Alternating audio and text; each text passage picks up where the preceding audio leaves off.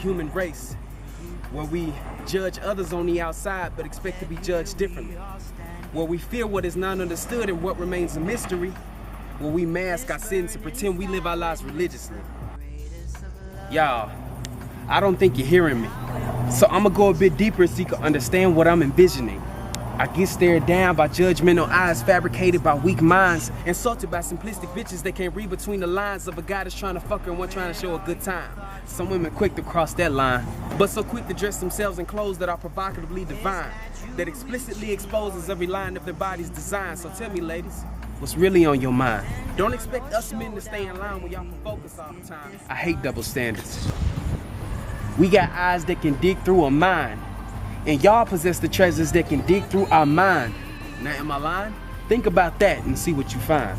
Then you got your people who title themselves as Christians and think themselves divine, but all the while they're behind the scenes doing things they think the Most High can't see, then try to hide it, thinking he might not find it. How can you judge someone for their sins and make theirs seem worse than yours?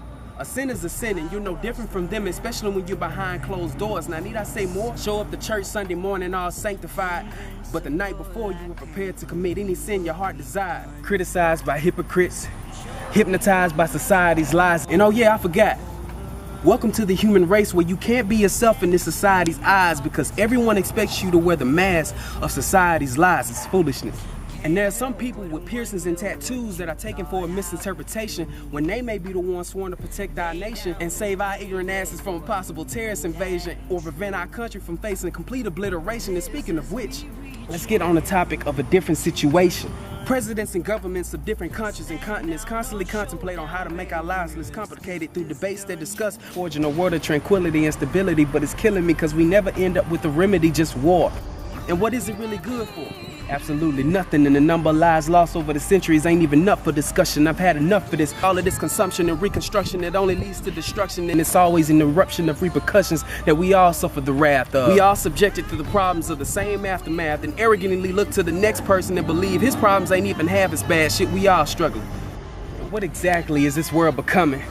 People changing into the same reflections of one another. Instead of living your life free and humble, instead of living life like no other, unbound by any sound from any person's mouth that may try to bring you down or turn your smile into a frown to make you feel like you're not fit to be around. Shit, nobody else should be in charge of your town. Tell them to sit the fuck down. Are our minds as really free as we think or believe? When nearly every form of media has some sort of preconceived misconception with some fucked up subliminal message that's only meant to deceive, to brainwash logic and conceive a legion of people with contradicting judgments and perceptions? And everyone's imperfections are supposed to be perfected, where if you're progressing from your past transgressions, it's a blessing if you're seen as a person who could possibly do better. Welcome to this denied reality where we becoming puppets of our own inventions.